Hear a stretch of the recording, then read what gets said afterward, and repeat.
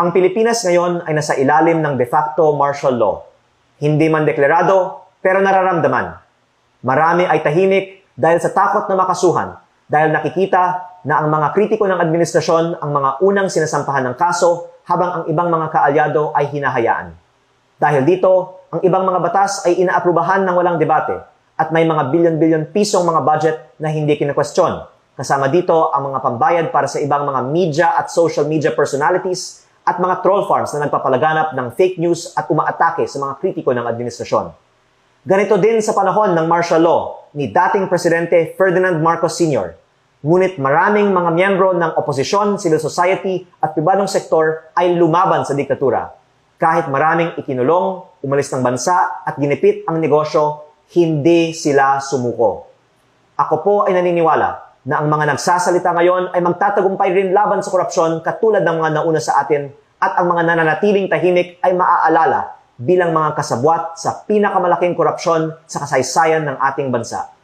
Umaasa rin po ako na ang mga nagsasalita tungkol sa korupsyon sa gobyerno ay proprotektahan ng taong bayan at gagamitin nila itong pagkakataon upang ibahagi ang katotohanan para sa kinabukasan ng ating bayan. Magandang araw mga kaibigan. Bigyan natin ng reaction, opinion itong post ni Attorney Trixie Angeles. Good news po ito para sa ating nagmamahal kay Tatay Digong. Panalo po tayo sa pagkakataong ito. Nananalo din pala tayo paminsan-minsan, sabi ni Attorney Trixie. The ICC Pre-Trial Chamber rejects the prosecution's request to reopen applications to admit additional victims because it would cause unnecessary delay that would violate the accused's right to a speedy trial. Wow! Isiner ni Attorney Trixie ang post ni Alvin and Tourism. Latest ICC update, sabi ni Alvin. Out of 304 victim applications, the ICC approved participation for victims whose harm is linked to killings in Davao during Duterte's mayoral term and nationwide killings during his presidency, even if they were not individually named in the charges. Applications outside the case, time, or location scope were rejected. I-explain ko mamaya kasi nananawagan ang ICC prosecution na lalo na sa PNP, magtistigo kayo. Dahil kulang tistigo nila. Yung gusto ng prosecution, madagdagan ang mga testigo. Dahil kukonti. Na-reject yung request nila na i-open ang application ulit. Rejected. Kaya malaking panalo natin ito.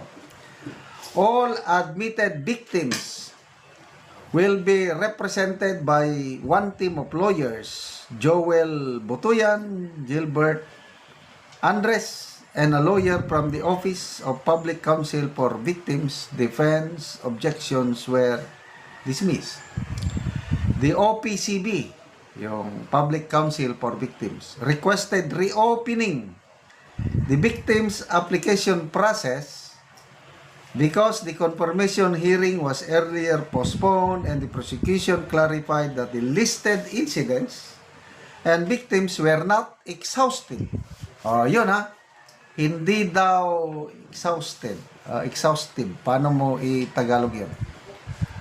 Hindi malawakan. Kulang. Dahil kulang ang kanilang mga testigo, nanganganib, matatalo sila. Kaya nagre-request sila yung prosecution nga, pwede ba i-open ulit yung application para maraming mag-apply. Kaya nananawagan ang ICC prosecution, lalo na sa mga PNP, magtistigo kayo. Ang PNP naman natin ngayon, parang pumapayag ba? Kaya lang sabi lang nila sa mga pulis na gustong magtistigo, kumonsulta muna kayo sa mga lawyer. Baka ano sa tingin nyo? Kung ikaw, pulis, ngayon, Malapit na ang 2028. Malakas na kandidato si VP Sara. Posibleng maging presidente. Titistigo ka ba? Mag-isip-isip muna kayo. Hindi forever itong administrasyong ito. The chamber rejected the request saying reopening applications now would delay proceedings and affect the accused's right to timely process. Victims may still apply later if the case proceeds to trial. Yun pala. Kasi sa ngayon, ang stage natin is confirmation of charges. Wala pang trial sa ngayon. Nasa tinatawag pa na pre-trial. Kaya mahabang proseso. So yung confirmation of charges, ang schedule niya September 23 sana last year. Sabi ng mga abogado ni Tatay Digong na postpone muna dahil matanda ng presidente, hindi niya na kayang mag-stand on trial. So yun ang hinihintay na decision ngayon kasi pina-check up ng ICC si Tatay Digong sa mga expert. So tapos na yung pag-check up. Resulta na lang hinihintay natin yung decision ng ICC chamber, pre-trial chamber based sa findings ng mga experts. Sana sasabihin, sana nga, let's pray na yung findings is wala na, hindi niya na kaya. Pag ganon ang sinabi ng mga expert, ay wala na. Kasi what's the use na i-detain nila si Tatay Digong para litisin kung hindi niya na kayang mag-stand up for trial dahil sa edad niya na at memory apektado na. Kaya may pag-asa pa tayo na makalabas si Tatay Digong. So ngayon, hintayin natin yung decision ngayon. Ito ngayon, ang issue at hand is, hindi na pwedeng magdagdag ng testigo. May nabasa akong post noon sa mga nag-apply. Sample, 304 yung nag-apply, Nasa 5% lang sa mga nag-apply. Ang 5% ng 300 is 15. Nasa 15 lang ang mga testigo na pasok doon sa mga kasong inirereklamo. Crimes against humanity ang charges.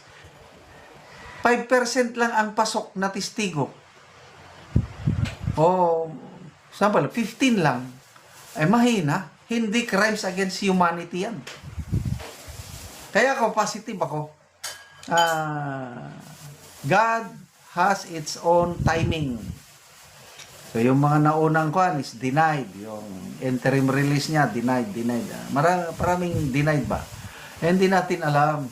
Baka hindi pa pwedeng uwi si Tatay Digong ngayon. Sabi nga ni Tatay Digong, ayaw niyang umuwi habang ang nakaupo pa dyan si Marcos Jr. Which is correct. Kaya mag-taste-taste na lang muna tayo ng ating tatay nasa ICC. Mas ligtas siya doon, di ba? 2028, nanalo na si VP Sara. Baka by that time, may decision na. Okay, Digong, uwi ka na. Uwi. Tapos, ang koto-koto.